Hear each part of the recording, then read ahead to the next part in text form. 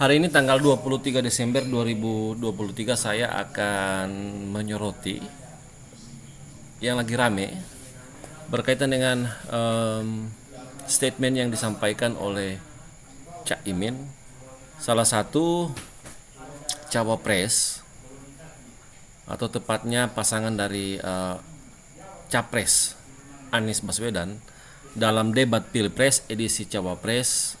Cak Imin mengungkapkan bahwa akan membangun 40 kota selevel Jakarta, dan artinya itu dia akan lakukan kurang lebih selama 5 tahun. Dan ini menjadi perhatian warganet dan lagi ramai. Karena itu kita akan menyoroti seperti apa sih pemikiran Cak Imin.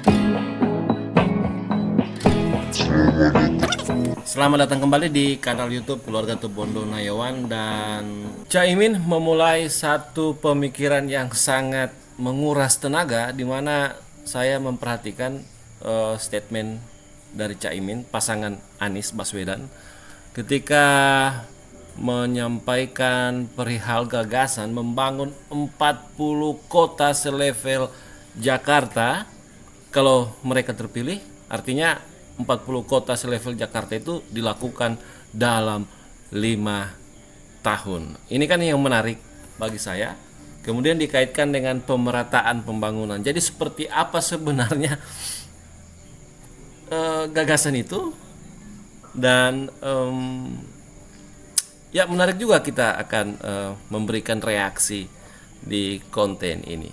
Kita langsung saja untuk menyimak ulasan kembali dari debat Pilpres edisi Cawapres berkaitan dengan pemaparan soal 40 kota oleh Cak Imin, dan kita akan putar saat ini.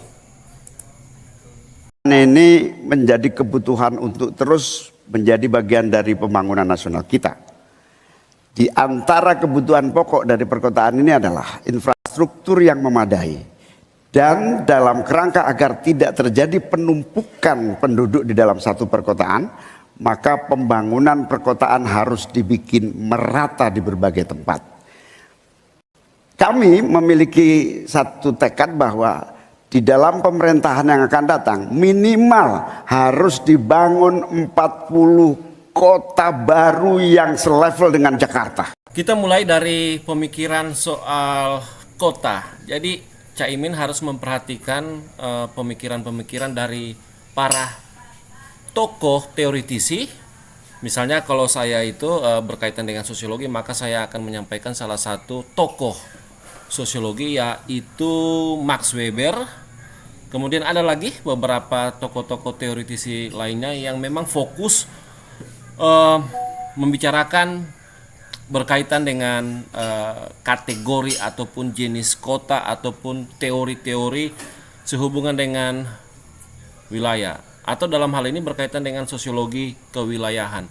Misalnya selain dari Max Weber ada Granveld, kemudian ada Hofmeister, kemudian ada Bintarto, kemudian ada lagi Northam, kemudian ada lagi Rapoport. Jadi kita akan mengulas pemikiran-pemikiran mengenai konsep, mengenai teori perkotaan, supaya Cak Imin bisa memperhatikan itu. Kemudian benarkah 40 kota selevel Jakarta dapat direalisasikan oleh Cak Imin dalam, kalau seandainya terpilih, dalam 5 tahun masa jabatan mereka. Tapi kita akan membicarakan kota itu sebenarnya seperti apa sih?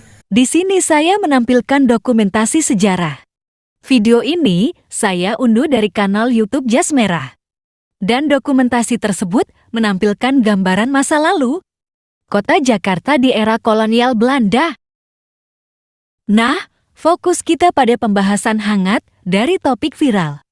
Dalam kegiatan debat Pilpres edisi debat Cawapres, di mana salah satu Cawapres, Caimin, pasangan Capres Anies Baswedan, mengemukakan pernyataan bahwa mereka akan membangun 40 kota selevel Jakarta. Kota adalah hasil dari interaksi antara manusia dan lingkungan yang mencerminkan kebudayaan, ekonomi, politik, dan sosial masyarakat. Kota memiliki berbagai jenis dan bentuk tergantung pada faktor-faktor seperti sejarah, geografi, iklim, teknologi, dan kebijakan. Jadi penjelasan tadi dapat saya garis bawahi bahwa kota itu kita dapat simpulkan terbentuk karena ya tadi sebagai hasil interaksi antar manusia dan lingkungan. Artinya di sini kita bisa memahami bahwa inilah yang namanya pemusatan individu atau kelompok-kelompok di suatu wilayah. Dan mengenai pemusatan individu-individu atau kelompok-kelompok di suatu wilayah, ini menceritakan kepada kita ada dua bagian yang harus kita ingat. Yang pertama, menceritakan kepada kita sejarah awal atau cerita mula-mulanya. Dan yang kedua, ya menyangkut perkembangannya. Kemudian kita masuk pada pemusatan individu atau kelompok-kelompok di suatu wilayah. Pastinya, maka konsekuensi dari terjadinya pemusatan individu-individu atau kelompok-kelompok di suatu wilayah, ini berarti menyangkut waktu. Dan yang berikut menyangkut ruang. Dan yang terakhir menyangkut pembiayaan atau biaya. Yang muncul sebagai ya konsekuensi dari pembentukan pusat wilayah dan pembentukan subsistem dari pusat wilayah. Dari penjelasan ini sepertinya Caimin melupakan 3 bagian konsekuensi dari proses pemusatan individu-individu di suatu wilayah atau menyangkut proses pemusatan kelompok-kelompok di suatu wilayah. Yang pertama itu, ini baru yang pertama, konsekuensinya pada waktu. Nah, konsekuensi pada waktu itu ya kita tahu bahwa itu tidak panjang sekali durasinya. Bukan hanya seminggu, bukan hanya 2 minggu, tapi bisa bertahun-tahun. Setahun saja itu belum pasti akan ya bisa, artinya belum bisa dipastikan apakah memang individu-individu atau kelompok-kelompok itu sudah membentuk pemusatannya di wilayah-wilayah tertentu. Hanya satu titik saja yang memang itu dianggap sebagai pusat wilayah tempat dari individu-individu itu berkumpul di sana. Artinya kemudian kita tahu itu ya pusat dari aktivitas atau menyangkut pusat dari rutinitas publik. Kita masih membicarakan konsekuensi yang pertama, konsekuensi waktu. Nah, begini analoginya. Jadi kan kalau kita itu mau pergi kita dapat undangan ya untuk menghadiri satu kegiatan tertentu, misalnya entah berkaitan dengan acara ulang tahun lah. Maka sebelum kita ke tempat undangan itu, tempat pesta ulang tahun, nah kita hitung-hitung sendirilah, baru kita mau mandi, baru mau kita pilih pakaian dan seterusnya, itu kan waktunya tidak sedikit. Kemungkinan hanya ada 2 kemungkinan, kita ya misalnya kegiatannya jam 4 sore, mungkin kita datang jam 4 lebih, atau mungkin kita sedikit lebih cepat ya, mungkin jam 3:54 misalnya kita sudah stay di tempat itu. Tapi kan waktu yang intinya waktunya itu yang kita perlukan tidak secara instan langsung tiba-tiba dapat undangan bluk kita nongol di tempat pesta ulang tahun. Nggak seperti itu kan, tapi butuh proses, waktunya lama. Apalagi mau bangun 40 kota selevel Jakarta. konsekuensi waktunya bagaimana? Bisa dihitung nggak? Orang buat jembatan saja itu habis berapa waktunya? Itu baru waktu, belum lagi space, ruang. Wah, dan setiap wilayah itu memiliki struktur atau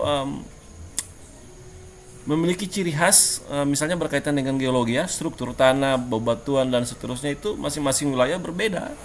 Kalau di tempat kami itu, waduh, Sulawesi, khususnya saya Sulawesi Tengah, apalagi Kabupaten Poso, apalagi Sulawesi Selatan atau Sulawesi lain, tempat kami itu umumnya tempat-tempat yang struktur geologinya itu agak klasik alias purba, itu memerlukan banyak. Yang kedua ya, yang ketiga, konsekuensi yang ketiga ya membutuhkan tidak sedikit biaya. 40 wilayah yang akan dijadikan kota, wilayah kota, 40 kota selevel Jakarta dalam waktu 5 tahun. Yang ingin saya sampaikan berkaitan dengan yang pemikiran pertama ya. Jadi Caimin harus berhadapan dengan 3 konsekuensi. Artinya 3 konsekuensi itu merupakan gambaran kalau kita ingin membangun suatu wilayah itu, ingin menciptakan, ingin mengembangkan wilayah perkotaan, harus berhadapan dengan 3 konsekuensi.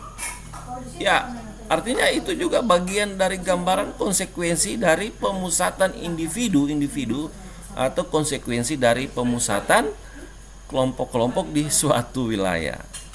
Ini yang bagian yang pertama. Nah, belum lagi yang bagian kedua. Saya kembalikan lagi. Bagaimana bisa memenuhi kebutuhan dasar perkotaan, terutama ketika mengupayakan pembangunan infrastruktur. Berarti ada berapa banyak lagi yang akan dihabiskan? Menyangkut konsekuensi waktu lagi berhadapan, menyangkut konsekuensi ruang lagi harus berhadapan, menyangkut konsekuensi biaya, dan besar kemungkinan lingkungan dan juga kesejahteraan masyarakat akan terganggu, karena itu pekerjaan yang besar dan tidak mudah dilakukan. Makanya kita hanya memilih misalnya mementingkan mana sih yang lebih baik untuk diperhatikan. Misalnya kalau kita bicara soal pemerataan, maka yang harus kita ubah ya itu menyangkut putaran uangnya. Hanya itu aja yang kita ubah. Berarti kita tidak perlu untuk membangun 40 kota selevel Jakarta. Saya Adriani Tobondo mengucapkan banyak terima kasih, dan jangan lupa untuk subscribe kanal YouTube Keluarga Tobondo Ngayoan. Pertama, saya ingin aku akan membuat sun yang shower.